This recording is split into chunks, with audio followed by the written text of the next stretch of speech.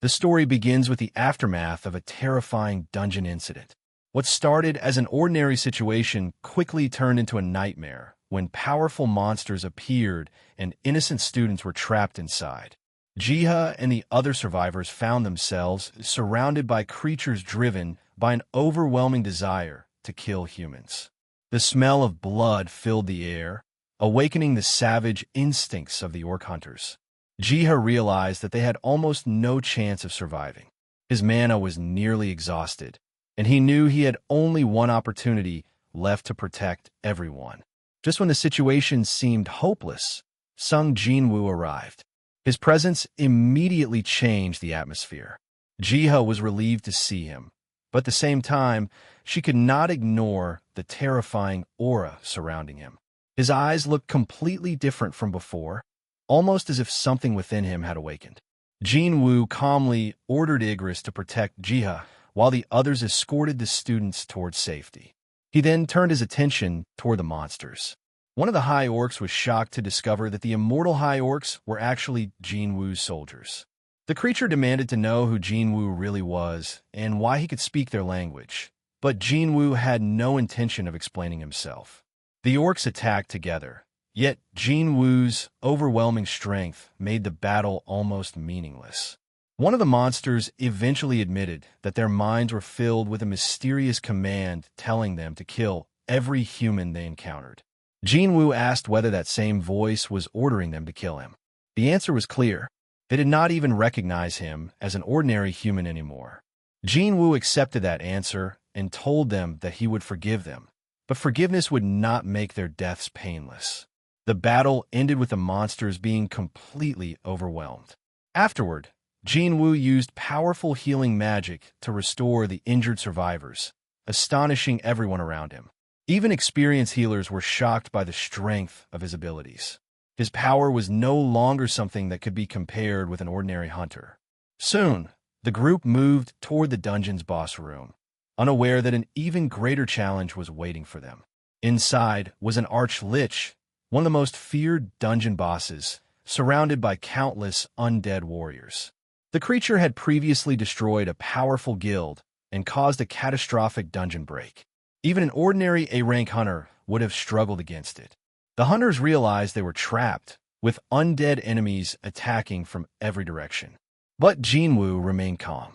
He summoned his Shadow Army, and the battlefield instantly changed. The undead army that had terrified experienced hunters suddenly became helpless against his soldiers. The Arch Lich was destroyed with a single devastating strike, and the remaining undead collapsed almost immediately. Everyone watching understood that Jin-Woo's strength had reached an entirely different level. The hunters could hardly believe what they had witnessed.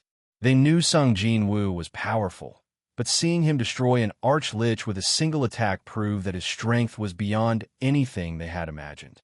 More shocking was the enormous Shadow Army standing behind him. The hunters began wondering how much mana it would require to control such a massive force. Even if Jin-Woo could not summon every shadow simultaneously, using only half of them would still make his power greater than that of some of the strongest guilds in the nation. This realization immediately sparked a new idea among the Knights Order. If Jin-Woo was creating his own guild, perhaps their guild could form an alliance with him. Some members even suggested merging their guild with his, but their leader quickly corrected them. It would be better to call it an alliance rather than a merger. They imagined the possibilities. The strongest hunter in the world joining forces with one of the nation's 5 great guilds. It sounded impressive, but another member raised an important question. Did Jin-Woo actually need them? After witnessing his Shadow Army destroy an entire dungeon, it was difficult to argue that he needed additional combat power. However, there was one thing he could not ignore: the guild regulations. Even the strongest hunter was technically required to meet the minimum number of members for a high-ranked raid. That regulation existed to protect hunters from entering dangerous dungeons without sufficient support. The Knights Order realized they could offer themselves as support, while Jin-Woo provided the overwhelming combat strength. They joked that it might make them look like they were taking advantage of him, but they preferred to call themselves reliable support. Meanwhile, outside the destroyed school, authorities struggled to understand the scale of the tragedy. Hundreds of students had managed to escape, but many others had disappeared or been killed. The disaster became another warning that the world was changing rapidly. Over the previous 6 months, the number of gates appearing around Seoul had increased dramatically. But the increase in gates was not the only unusual development. More people were awakening as hunters, almost as if the world itself was creating a balance between the growing number of monsters and the humans capable of fighting them. Governments around the world were beginning to notice the same pattern. Japan, the United States, China, Russia, France, Britain, Germany, and countries across the Middle East were all becoming increasingly interested in Sung Jin-Woo. Official documents revealed that several nations wanted direct contact with him. The Korean Hunters Association admitted that it had no legal authority to prevent foreign governments from approaching him. They could only protect his privacy if he requested it. The future of Korea now depended heavily on Jin-Woo's decision. If he chose to leave the country, Korea could lose one of its greatest remaining defenses against the dangers that were rapidly approaching. The pressure on the Korean Hunters Association continued to grow. Officials explained that the country had originally possessed 10 officially recognized S-rank hunters, including Sung Jin-Woo, but 3 had already been lost. 2 had been killed by monsters, while another had defected to the United States. The association could no longer afford to remain passive. They needed Jin-Woo to stay in Korea because the coming changes would require the strongest hunters in the world. During their discussion, Jin-Woo finally explained what he wanted. He asked for permission to enter high-rank gates alone. The request immediately shocked the officials because the minimum headcount rule existed as a safety measure. It was designed to prevent hunters from entering dangerous dungeons alone and dying without support. Jin-Woo, however, was no ordinary hunter. His Shadow Army meant that he could effectively bring an entire force with him without needing other human hunters. When the association questioned whether this was the real reason he had founded a guild, Jin-Woo simply confirmed it.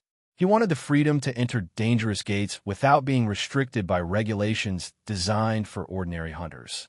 After considering the situation, the association agreed that his request was not impossible. Meanwhile, preparations for Jin-Woo's new guild were already underway. His friends discussed the need for founding members and began looking for another qualified hunter. Jiho was surprised to discover that he was being asked to join a guild that technically did not even exist yet.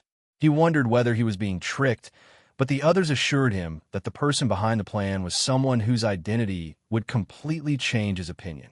They introduced Yu Sung-yoon, an A-rank hunter and Jiho's cousin. Her arrival immediately attracted attention. She was surprised to meet Sung Jin-Woo in person and joked about how famous he had become. Jin-Woo, however, remained relatively uninterested in the attention. The conversation also touched on the strange possibility that awakening abilities might sometimes run through families. There had already been cases where siblings awakened around the same time, or where hunters came from families with previous awakened individuals. As the group discussed the future of the guild, the situation became increasingly complicated. Jin-Woo's growing fame meant that joining his guild could make any hunter internationally famous. At the same time, other guilds were worried about losing their own influence. The public was also beginning to question whether the government was giving Jin-Woo special treatment. News reporters surrounded association officials and demanded explanations about why the rules appeared to be changing for a single hunter. The association president openly admitted that Jin-Woo was receiving preferential treatment. However, he challenged the critics to consider one simple question.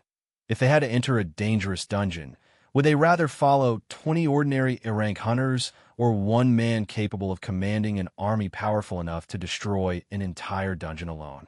For many citizens, the answer was obvious. Jin-Woo had become more than a hunter. He was becoming Korea's greatest source of protection. The political debate surrounding Sung Jin-Woo intensified as foreign governments continued trying to recruit him. Every major nation understood that possessing the world's strongest hunter could dramatically change the balance of power. Korean officials therefore faced a difficult choice. They needed to keep Jin-Woo satisfied without appearing to create a system where one individual stood above every law. Critics accused the association of favoritism, while supporters argued that ordinary regulations could not reasonably be applied to someone whose abilities were completely different from those of conventional hunters. The debate became even more heated when politicians were questioned about their own decisions to move closer to areas protected by major hunter organizations. One politician was accused of relocating to an expensive district near a powerful guild simply because he wanted greater protection. His critics pointed out that ordinary citizens felt exactly the same way. People wanted to live near the strongest hunters because they believed those hunters could protect them when another major gate appeared. The fear of another powerful hunter leaving Korea also remained fresh in everyone's minds. If another S-rank gate emerged and Jin-Woo was no longer in the country, who would protect the citizens? That question became increasingly difficult to ignore. Meanwhile, Jin-Woo continued building his new guild. His goal was never to create an organization simply for fame or political influence. He wanted freedom. By creating his own guild and receiving special permission from the association, he could enter high-level gates alone and use his Shadow Army without being restricted by traditional raid requirements. The idea was simple, but its consequences were enormous. Jin-Woo was effectively becoming a one-man army capable of clearing dungeons that could destroy entire guilds. As the guild prepared for its first official activities, new members began joining and learning what it meant to stand beside the strongest hunter in the world. Some were excited, others were nervous, and some were still unsure whether they had made the right decision. Yet one thing was becoming undeniable. The old hunter ranking system was no longer enough to describe Jin-Woo's power. The world itself was changing. Gates were appearing more frequently. Awakened humans were becoming more numerous, and monsters were growing increasingly dangerous. Governments were preparing for a future they could not fully understand, while Jin-Woo continued moving forward with confidence. His Shadow Army represented an entirely new kind of power, and his new guild would become the foundation for his independence. The events at the school, the destruction of the Arch Lich, the political controversy, and the international attempts to recruit him were only the beginning. Jin-Woo had already surpassed the limits that once defined hunters. Now the world was waiting to discover what would happen when the strongest hunter finally stopped following the old rules and began creating his own path.